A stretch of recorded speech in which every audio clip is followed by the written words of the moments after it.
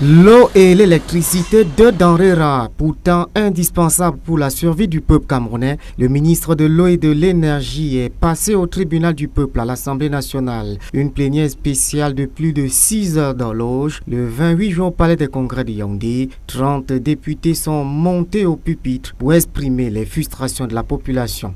Monsieur le ministre, je ne sais pas si vous êtes simplement au mauvais endroit, au mauvais moment. La société camerounaise a une situation de crise d'eau et de crise en énergie. Le discours que vous avez tenu tout à l'heure pour moi n'apporte aucun élément nouveau, en ce sens que ce n'est pas de ça que la représentation nationale en a besoin. On a besoin que vous veniez ici pour ces 180 membres qui représentent la population tout entière, nous permettre au moins à chacun d'avoir 5 forages dans sa circonscription. Ça, c'est un début. Ouvrez chez vous 5 bons parlementaires, c'est la représentation nationale qui parle. Si cette représentation nationale n'est pas satisfaite, rien n'est fait. Si vous donnez 5 bons, je suis rassuré que chacun va aller quand même positionner le forage en disant que voilà ce que le ministre a dit.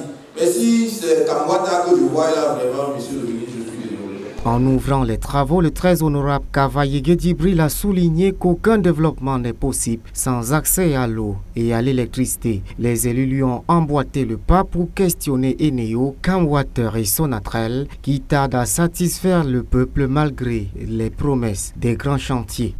J'aimerais savoir, monsieur le ministre, à quelle norme internationale la structure Eneo est-elle accréditée? Où en est-on avec le projet de la centrale hydroélectrique de Grand Ewen en Sanagamarachim? Comment se fait-il que ce projet n'avance pas alors qu'il a été annoncé pour une mise en service en 2024? Nous avons appris, sauf si les informations ne sont pas exactes, que l'État doit à Eneo plus de 30 milliards, Cartel doit à Eneo plus de 20 milliards, l'État doit à Eneo plus de 40 milliards. Voilà un montant global de presque plus de 100 milliards de créances en attente de recouvrement.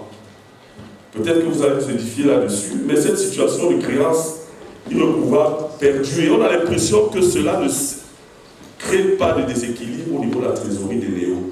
Et peut-être que cela arrange le Eneo parce qu'à chaque fois qu'il faille investir, on grandit le ratio des impayés de l'État. Pendant plus de 2 heures, le ministre Gaston Elundwe Somba est revenu sur les difficultés de son département ministériel et les structures sous tutelle. De nos jours, 60% des 1 300 000 poteaux en bois sont vétustes, 300 transformateurs sont défectueux dans la région du centre, 158 au littoral, 106 à l'ouest pour ne citer que ceci. Le gouvernement annonce tout de même que les travaux sont en cours. Il y a également des projets qui sont en cours de réalisation pour assurer la sécurité N-1, stabiliser le réseau de transport de la ville de Yaoundé, stabiliser le réseau de transport de la ville de Douala, pour que les ménages n'aient plus à ressentir des interruptions de courant parce qu'un poste source a été défaillant. À court terme aussi, nous avons demandé aux opérateurs de nettoyer, de bien entretenir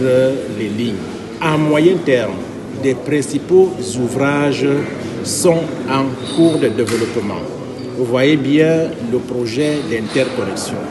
La volonté du gouvernement, c'est de faire désormais du Cameroun un seul et unique réseau parce que le potentiel est au niveau du bassin de la Sanaga. Ce passage du ministre de l'eau et de l'énergie a permis aussi de savoir qu'il faut pas moins de 6 000 milliards de francs CFA pour sortir le Cameroun du noir. Le Parlement a donc formulé de nombreuses recommandations comme la réhabilitation des circuits d'eau endommagés, la création des sources d'approvisionnement d'eau dans les villes et villages, la construction du barrage de Bini Warak pour autonomiser l'offre énergétique du septentrion.